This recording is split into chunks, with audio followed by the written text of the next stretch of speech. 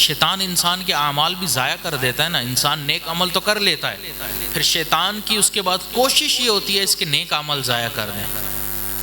یاد رکھیں یہ شیطان پکا ٹھکا رجسٹرڈ ہمارا دشمن ہے. ان الشیطان لکم عدو فاتخذوہ عدوا. اللہ تعالیٰ نے فرما دیا واضح طور پر کہ شیطان تمہارا دشمن ہے, تم بھی اس کو اپنا دشمن رکھو. تو شیطان پکا ٹھکا دشمن ہے. ہو نہیں سکتا کہ وہ ایمان والے کے لیے اچھا سوچ سکے, ممکن ہی نہیں, ممکن ہی نہیں. اس کی ہر لمحے کوشش ہے کہ میں کسی طریقے سے اس انسان کے ایمان کو ضائع کر دوں.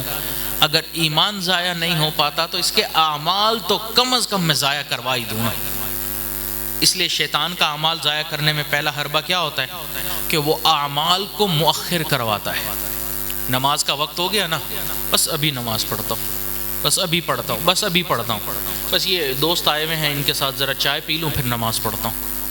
تھوڑی دیر بعد پتہ چلتا ہے نماز کا وقت ہی ختم. یہ جو مؤخر کرنا ہوتا ہے نا, بالآخر وہ اعمال کو ضائع کروا دیتا ہے. بس میں یہ کل سے نیک بن جاؤں گا, بس کل سے نمازیں پڑھنا شروع کر دوں گا, بس کل سے قرآن مجید کی تلاوت پکی شروع کروں گا. کل کل کرتے کرتے کل نہیں آتا, ایک دن آتا ہے کہ اس کو آج ہی آخرت کی طرف جانا پڑ جاتا ہے. تو یہ مؤخر کرواتا ہے. یہ شیطان کا پہلا حربہ ہے انسان کے اعمال کو ضائع کرنے کا. اور شیطان کا دوسرا حربہ کیا ہے, وہ اعمال کے اندر وسوسے ڈالنا شروع کر دیتا ہے. نماز میں کھڑے ہوں گے, ذہن کے اندر دکانداری چل رہی ہوگی, دکان میں آپ ہیں, آپ کا حساب و کتاب ہے, اچھا آج میرے پاس اتنے گاہک آ گئے, آج میں نے اس کو یہ دینا ہے, اس سے یہ لینا ہے. وسوسے ڈال کے پوری نماز خراب کر رہا ہے. اس لیے تو فرمایا کتنے نمازی ایسے ہیں کہ ان کی نمازوں کو پھٹے ہوئے کپڑے کی مانند ان کے منہ پر مار دیا جاتا ہے. ایسی نمازوں کو اللہ کی کیا پرواہ, اللہ کو کیا پرواہ. اللہ تو ایسی نمازیں نہیں چاہتا, وہ تو چاہتا ہے ان تعبد اللہ کأنک تراہ فإن لم تکن تراہ فإنہ یراک.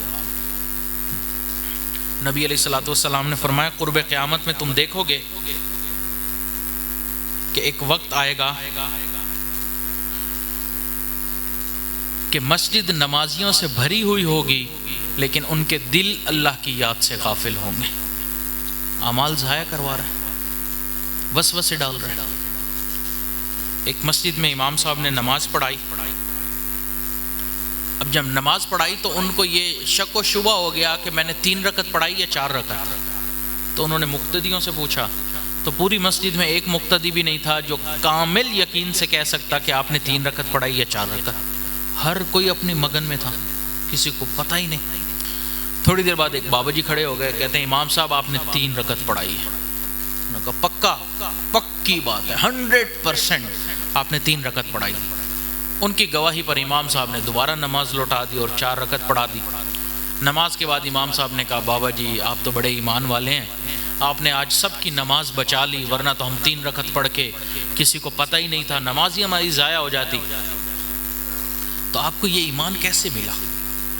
تو بابا جی آگے سے کہتے ہیں امام صاحب ایمان کا تو مجھے عطا پتہ نہیں, مجھے اتنا پتہ ہے کہ میرے بیٹے ہیں 4, چاروں کو ڈال کے دیا میں نے دکان. نماز کی ہر رکعت میں ایک بیٹے کا حساب کرتا ہوں, آج 3 کا ہوا تھا, چوتھے کا نہیں ہوا تھا, تو اس لیے مجھے پکا یقین تھا کہ آج 3 رکعت پڑھی ہے. یہ آج ہماری نمازیں. تو وہ نماز اس طرح ضائع کرتا ہے, اعمال اس طرح ضائع کرتا ہے. یہ شیطان کا حربہ ہے. اور شیطان کا تیسرا حربہ کیا ہے کہ وہ انسان کے اعمال ضائع کرواتا ہے, غیبت کروا کے, حسد کروا کے, غصہ کروا کے, گالم گلوچ کروا کے, برا بھلا کہلوا کے. نبی علیہ الصلوۃ والسلام نے کیا فرمایا کہ حسد انسان کے اعمال کو اس طرح کھا جاتا ہے جیسے خشک لکڑی کو آگ کھا جایا کرتی ہے.